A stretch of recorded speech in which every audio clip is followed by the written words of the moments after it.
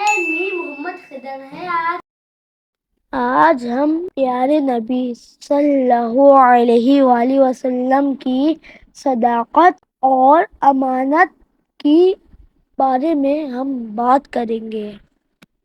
حضور پاک صلی اللہ علیہ وآلہ وسلم نے زندگی میں کبھی جھوٹ نہیں بولا اور خیانت بھی نہیں کی، اس لیے آپ صادق اور امین کے لقب سے مشہور ہوئے تھے۔ صداقت کے معنی ہے سچائی۔ سچ بولنا تمام انبیاء علیہ السلام کی اعلیٰ صفات میں سے ایک صفت ہے۔ وہ ہمیشہ سچ بولا کرتے تھے۔ اسی طرح نبی کریم صلی اللہ علیہ وآلہ وسلم بھی ہمیشہ سچ بولتے تھے۔ آپ صلی اللہ علیہ وآلہ وسلم نے اپنی سچائی اور ایمانت داری کا ایسا ثبوت دیا کہ مکہ کے لوگوں نے آپ صلی اللہ علیہ وآلہ وسلم کا نام ہی الصادق یعنی سچا انسان رکھ دیا تھا۔ یہاں تک کہ آپ صلی اللہ علیہ وآلہ وسلم کے جان کے دشمن اور پکے کافر بھی آپ صلی اللہ علیہ وآلہ وسلم کو الصادق کے لقب سے پکارتے تھے۔ جب آپ صلی اللہ علیہ وآلہ وسلم کو اللہ تعالیٰ کی طرف سے اسلام کی دعوت دینے کا حکم ہوا تو آپ صلی اللہ علیہ وآلہ وسلم صفا پہاڑ پر چڑھ گئے۔ وہاں سے آپ صلی اللہ علیہ وآلہ وسلم نے لوگوں کو پکارا۔ جب لوگ جمع ہو گئے تو آپ صلی اللہ علیہ وآلہ وسلم نے فرمایا کہ اگر میں آپ کو یہ کہوں کہ پہاڑی کے پشت سے ایک بڑا لشکر آ رہا ہے تو میری بات کو مانو گے؟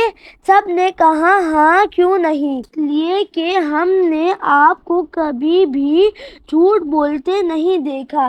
اس طرح سب لوگوں نے اقرار کیا کہ آپ صلی اللہ علیہ وآلہ وسلم نے کبھی بھی جھوٹ نہیں بولا۔ توحید کی دعوت دیتے وقت ابو جہل جو آپ صلی اللہ علیہ وآلہ وسلم کا سب سے بڑا دشمن تھا، وہ کہا کرتا تھا کہ میں آپ کو جھوٹا نہیں کہتا، آپ سچ بولنے والے ہیں۔ البتہ جو پیغام توحید کی دعوت ہمیں دے رہے ہیں ہم اس کو نہیں مانتے۔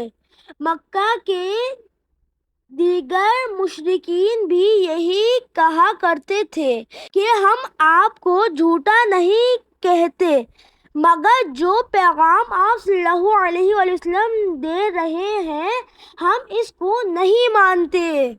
حضور کریم صلی اللہ علیہ وآلہ وسلم کا فرمان ہے کہ منافق کی 3 نشانیاں ہیں۔ ان میں سے ایک یہ ہے کہ جب بات کرے تو جھوٹ بولے۔ امانت کا مطلب یہ ہے کہ اگر کوئی شخص کوئی چیز تمہارے پاس تمہاری حفاظت میں چھوڑ جائے تو اس کی پوری حفاظت کی جائے۔ جب وہ شخص اس چیز کی واپسی کا مطالبہ کرے تو اصلی حالت میں اسے واپس کی جائے۔ صداقت کی طرح حضور پاک صلی اللہ علیہ وآلہ وسلم امانت کی صفت میں بھی بے مثال تھے۔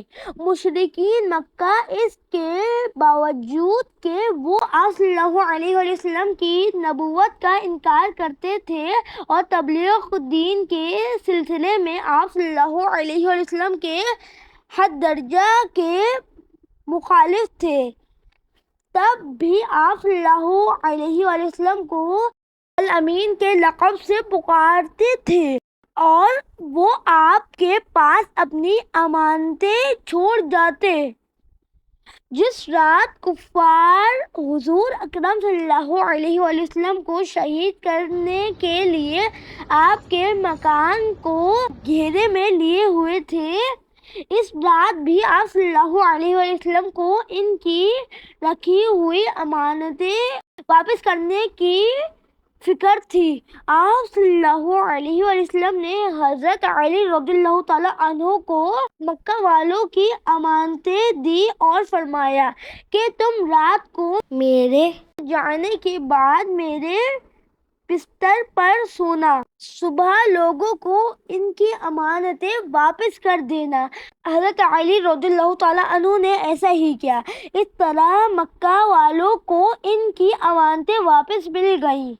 امانت کو اللہ تعالیٰ نے قرآن مجید میں مومنوں کی صفات میں سے ایک صفت قرار دیا ہے۔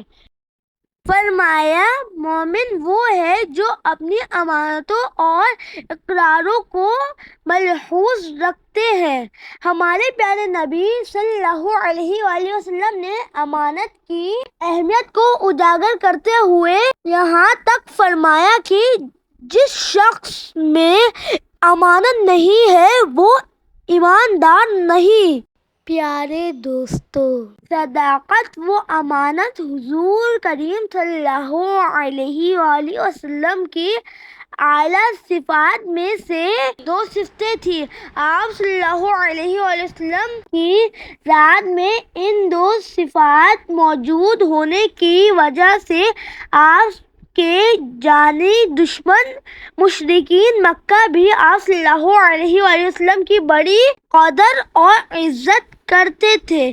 ہمارے معاشرے میں جھوٹ اور خیانت گفتگو اور کاروبار میں عام ہے، جس کی وجہ سے معاشرے میں بگاڑ پیدا ہو رہا ہے۔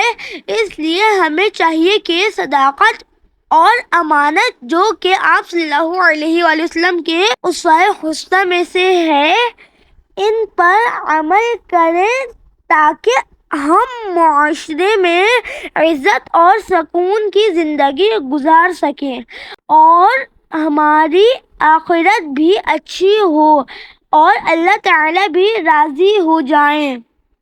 اگر آپ کو میری انفارمیٹیو ویڈیو پسند آئی ہے، لائک، شیئر اور سبسکرائب پلیز کیجیے گا۔